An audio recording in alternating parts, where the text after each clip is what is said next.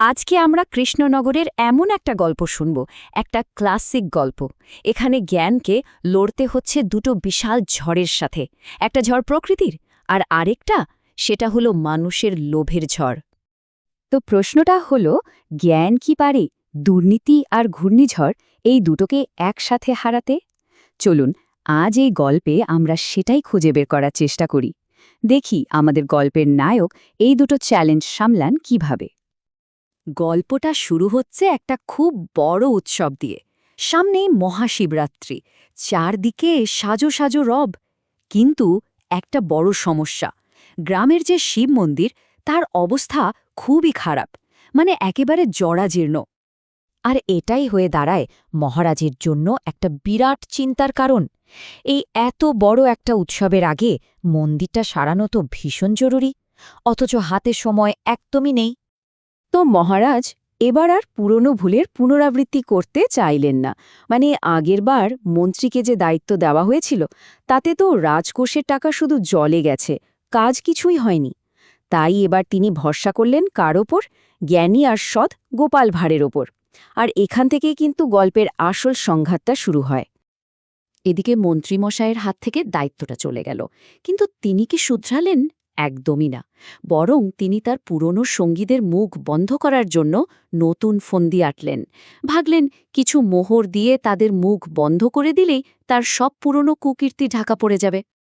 কিন্তু গল্পটা শুধু এই মন্দির আর মন্ত্রীর ষড়যন্ত্রের মধ্যেই আটকে থাকল না। যখন সবাই মন্দিরের কাজ নিয়ে ব্যস্ত, ঠিক তখনই আকাশ থেকে ঘনিয়ে আসছিল আর একটা বিপদ, আগেরটার চেয়েও অনেক অনেক বড় আর শক্তিশালী।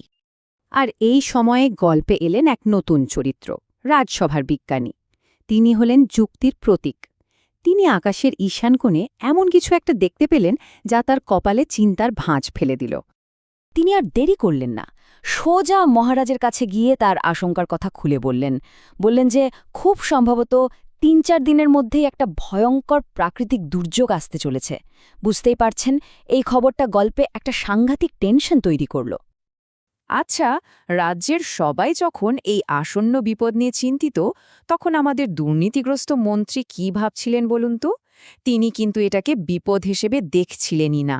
তার কাছে এটা ছিল একটা আম, আচ্ছা, বলা যেতে পারে একটা সুবর্ণ সুযোগ। ঘটনা হল, রাজজ্যোতিষীও কিন্তু একই ভবিষ্যৎবাণী করেছিলেন, আর তিনি খবরটা সোজা গিয়ে দিলেন মন্ত্রীকে। ব্যাস, মন্ত্রীমশাই তো হাতে চাঁদ পেয়ে গেলেন। তিনি ঠিক করে ফেললেন এই খবরটাকেই তিনি তার নোংরা খেলার ঘুঁটি হিসেবে ব্যবহার করবেন। মন্ত্রীর প্ল্যানটা একবার ভাবুন, কি সাংঘাতিক! প্রথম কাজ, জ্যোতিষীকে মুখ বন্ধ রাখতে বলা, এমনকি তাকে কদিনের জন্য কৃষ্ণনগর ছেড়ে চলে যেতে বলা হলো। দ্বিতীয়ত, এই ঝড়ের খবরটা মহারাজ বা প্রজাদের কান পর্যন্ত পৌঁছানো যাবে না। আর তৃতীয়, আর সবচেয়ে ভয়ঙ্কর প্ল্যানটা হলো, ঝড়ের সময় যে বিশৃঙ্খলা তৈরি হবে সেই সুযোগে রাজকোষ থেকে টাকা পয়সা হাতিয়ে নেওয়া। কিন্তু কথায় আছে না, পাপ কখনো চাপা থাকে না। ঠিক সেটাই হলো। একটা গাছের আড়ালে দাঁড়িয়ে মন্ত্রী আর জ্যোতিষীর এই সব গোপন কথাবার্তা শুনে ফেললেন আমাদের গল্পের নায়ক গোপাল ভাঁড়। এই সাংঘাতিক ষড়যন্ত্রের কথা শোনার পর গোপাল কি আর চুপ করে থাকতে পারেন? একদমই না। তিনি সোজা চলে গেলেন মহারাজের কাছে। গভীর রাতে গিয়ে সমস্ত ঘটনাটা খুলে বললেন। পরের দিন সকালে বসল রাজসভা। মহারাজের সামনে মন্ত্রী তো একেবারে ভোল পাল্টে ফেললেন। শটান সব অস্বীকার, উল্টে গোপালকেই দোষ দিতে শুরু করলেন। বললেন, গোপাল আমার ওপর গোয়েন্দাগিরি করছে, আমাদের মধ্যে কোনো গোপন কথাই হয়নি। কিন্তু গোপালও তো কম যান না। তিনি তখন তার তুরুপের তাসটা চাললেন। ভরা রাজসভায় তিনি মন্ত্রীর বলা সেই কথাগুলোই হুবহু তুলে ধরলেন, যা মন্ত্রী জ্যোতিষীকে বলেছিলেন। কাল সকালে রাজসভায় গিয়ে মহারাজকে বলবে, আমার গণনায় ভুল ছিল, ঝড় আসছে না। ব্যাস, এই একটা কথাতেই মন্ত্রীর সব জারিজুরি ফাঁস হয়ে গেল। আর তারপর যা হওয়ার তাই হল। প্রতারণা আর বিশ্বাসঘাতকতার জন্য মন্ত্রী আর রাজজ্যোতিষী দুজনকেই সোজা কারাগারে পাঠানো হল। মহারাজের রায় ছিল একেবারে পরিষ্কার।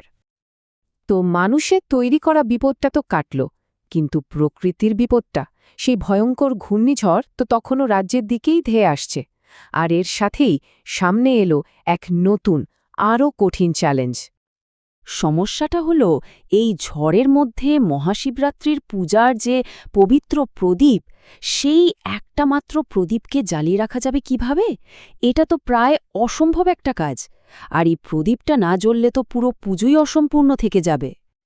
এই অসম্ভব সমস্যার সমাধানও কিন্তু গোপাল বের করলেন খুব সাধারণ একটা ভাবনা থেকে। তিনি ভাবলেন, আমরা যখন প্রদীপ জ্বালাই তখন তো হালকা বাতাসে হাত দিয়ে আড়াল করি। এই ছোট্ট একটা পর্যবেক্ষণ থেকেই তিনি একটা বড় সমাধানের রাস্তা খুঁজে পেলেন। কিন্তু গোপাল সেখানেই থেমে থাকলেন না। তিনি বুঝলেন, হাত দিয়ে হয়তো অল্প বাতাস আটকানো যায়, কিন্তু এই ভয়ঙ্কর ঝড়ের সামনে হাত কোনো কাজেই আসবে না। এর জন্য দরকার বিজ্ঞানের সাহায্য, এমন কিছু যা হাতের চেয়েও অনেক ভালো সুরক্ষা দেবে। আর এভাবেই জন্ম নিল বিশ্বাস আর বিজ্ঞানের এক অসাধারণ মেলবন্ধন। গোপাল সোজা চলে গেলেন সেই রাজবিজ্ঞানীর কাছে। দুজনে মিলে বানালেন একটা কাচের ঘেরাটোপ, ঠিক যেন একটা হারিকেন।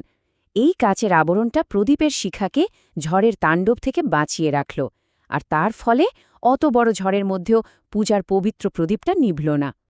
গোপাল নিজে এর খুব সুন্দর একটা ব্যাখ্যা দিয়েছিলেন।